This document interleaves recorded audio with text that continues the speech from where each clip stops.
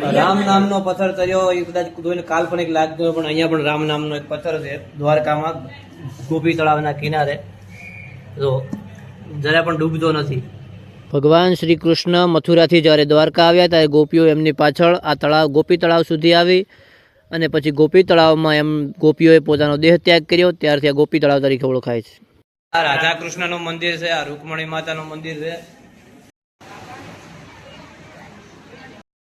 આ લક્ષ્મીનારાયણ.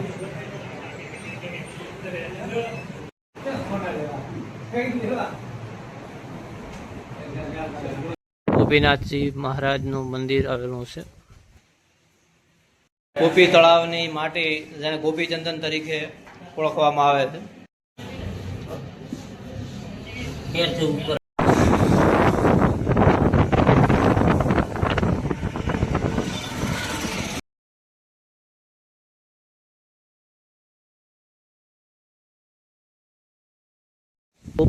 ગોપી તળાવના કિનારે આવેલ ગોપેશ્વર મહાદેવ અને બાલાજી ભગવાનનું મુખ્ય મંદિર જે 5000 વર્ષ જૂનું છે.